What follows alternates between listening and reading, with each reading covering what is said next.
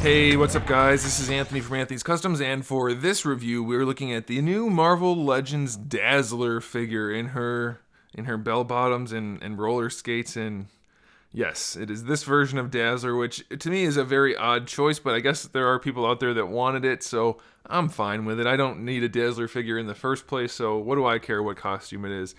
For the most part, they did a pretty good job with this figure. There are some pretty glaring issues here and there, but otherwise it's pretty good. So let's go ahead and get it off the stand and take a closer look. This figure stands just about 6 and 5/8 inches tall, which makes her just shy of 17 centimeters. She does have a little bit of extra height due to her roller skates, which are okay.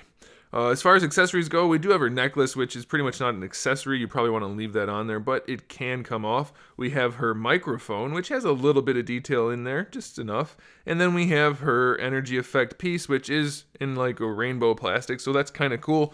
But it is the same energy effect piece we've seen before. And the little part that has to snap onto her wrist, if you pry that open to snap it on, it comes just shy of breaking, so I don't really recommend that.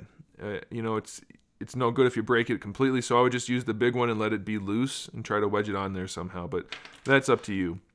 As far as the paint goes on this figure, it has a really nice paint job for the face. They did a good job with all of those details for the eyelashes and the blue Ultimate Warrior face paint, so that's pretty cool. The hair has either a wash or that marbly plastic again, which I really do like, even though it's kind of confusing as to what it is. It looks good. I like it, and they did a nice hair sculpt, so that's really cool.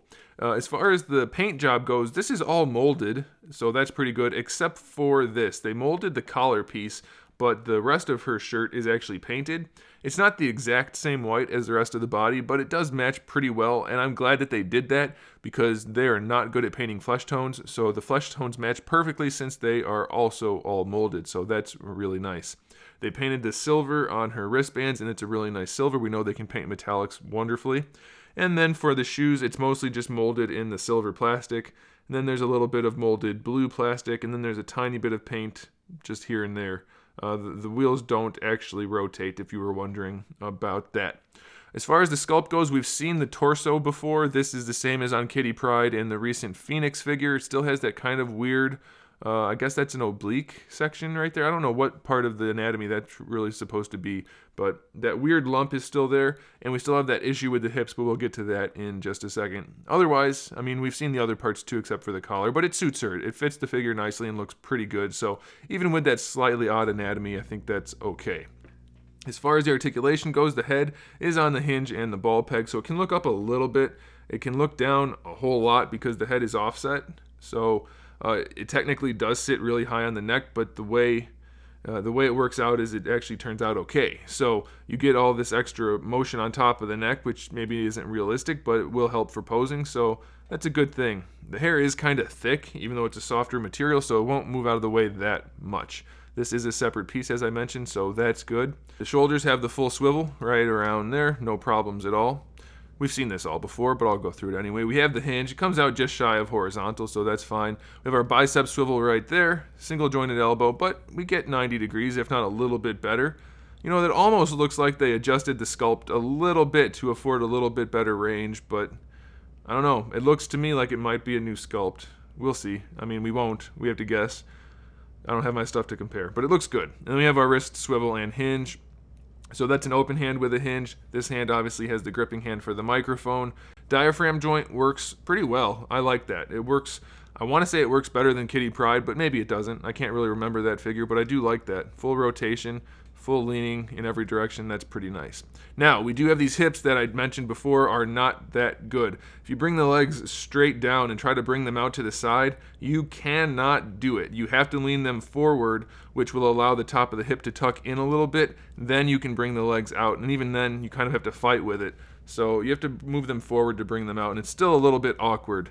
So something was not handled properly when designing this figure. They do come forward all the way though, so that's good, and we do have a thigh swivel. Double jointed knee is of course just fine, no issues there. And then here we have something that was almost fantastic and then ended up being lousy. We have a hinge for the ankle, which is fine. That's standard. We have the standard ankle rocker for the Legends. But this is a separate piece. Can you see in there? That white is a separate piece. So that should be, just like Old Man Logan, just like Taskmaster, a proper ball hinge. It should be able to rotate, but it's not. It's keyed in with a plug of plastic, so it just pegs into the foot. So you can't use the ankle rocker effectively at all. It puts the foot off at a weird angle, and you cannot rotate it. So that's just lazy. They had to peg it in anyway. It should have just been a straight round peg so it can rotate, but it can't.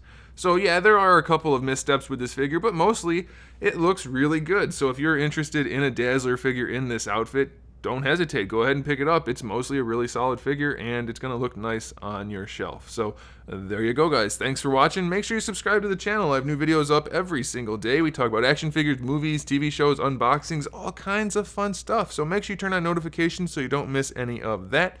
Give the video a thumbs up if you liked it. And in the meantime, keep collecting.